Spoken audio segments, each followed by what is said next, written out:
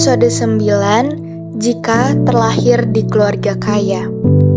Halo para manusia yang ingin menyapa rindu tapi tak mencapai temu. Selamat datang di #curhat ala Agatha.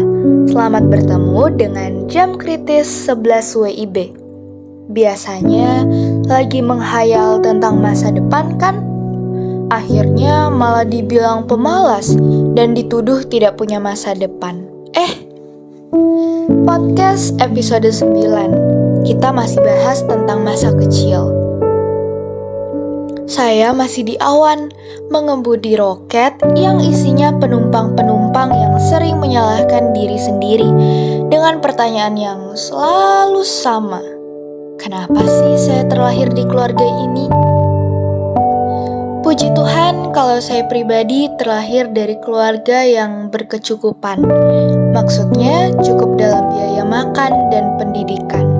Kalau kebutuhan-kebutuhan pokok masih bisa terlengkapi. Walaupun banyak keinginan yang harus saya nanti dulu baru bisa dibeli. Jadi bisa dibilang juga podcast kali ini tidak terlalu relevan dengan kehidupan saya. Keluargaku tidak pernah kelaparan atau bahkan, sampai jadi pengemis. Kami hidup damai, walaupun pernah juga ada di situasi tidak mampu ke KFC, tapi masih bisa makan nasi goreng. Mungkin seperti itu perumpamaannya. Saya anak tunggal, tapi bukan anak tunggal kaya raya.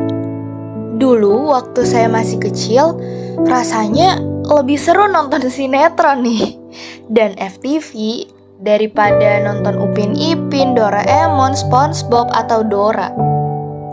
Kalau FTV, sinetron, film itu lebih nyata dan berkaitan dengan kehidupan, bukan ilusi dan imajinasi semata. Saya juga sering nonton berita kalau kalah rebutan remote dengan mama. Dulu, sering sekali lewat acara-acara yang menggiurkan, seperti anak orang kaya yang liburan ke luar negeri, anak artis yang masih kecil tapi sudah punya rumah dan mobil sendiri, atau bahkan satu bayi yang dijaga oleh sekitar 3-4 suster. Asik kalau membayangkan bisa hidup begitu. Kasih sayang yang berkecukupan, bahkan mungkin lebih dari cukup. Dan juga hartanya sudah tidak terhitung dengan digit lagi.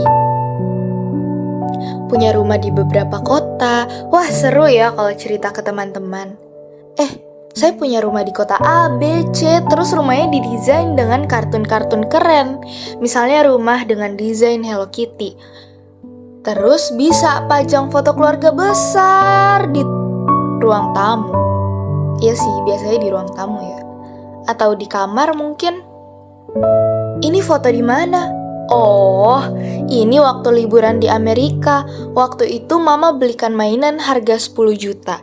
Terus kita pergi ke arena bermain. Tiketnya murah, cuman 5 jeti.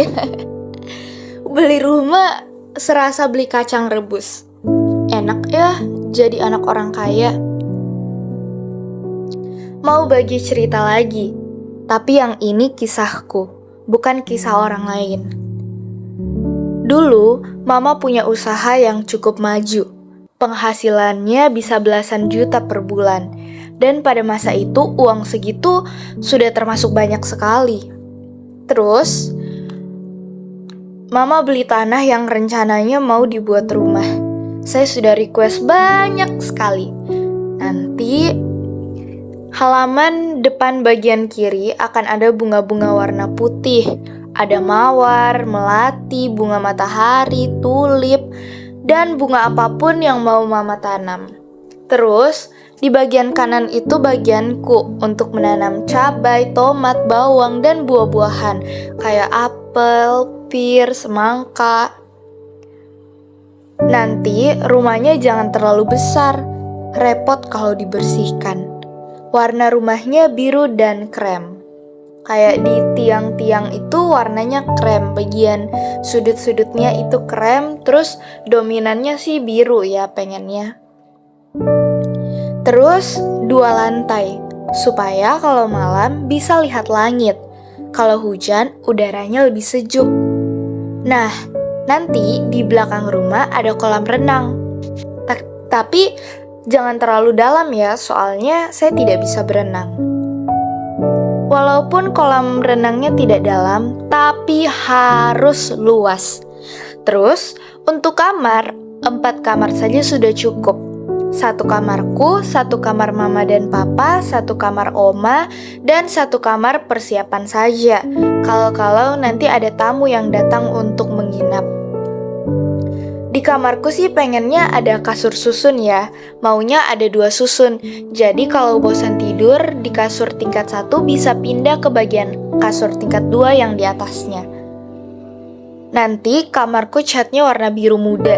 Di ujung juga ada lukisan Doraemon yang lagi makan dorayaki. Itu kan Doraemon biasanya kayak sangat identik dengan dorayaki, makanan favoritnya. Dorayaki tuh sejenis pancake mungkin.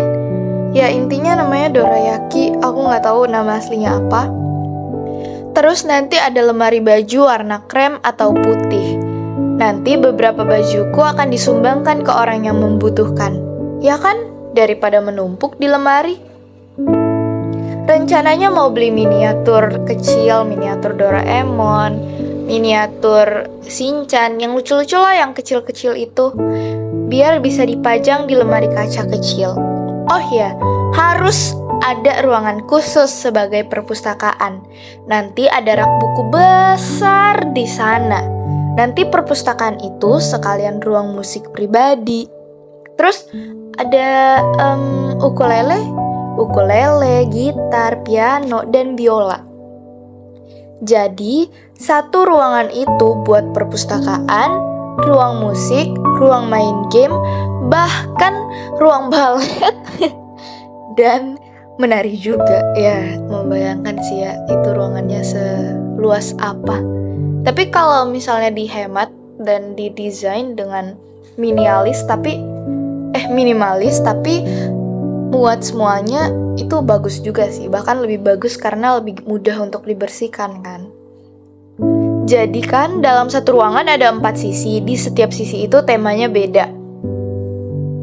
Kamarku desainnya kecil saja, tapi ruangan spesial itu harus luas. Keren ya. Waktu itu saya pikir akan tercapai. Bahkan bayangannya sudah sejelas dan selengkap itu. Sudah cari-cari gambar, ilustrasi di Google. Ya, aku bayangkan lagi. Enak ya jadi anak orang kaya.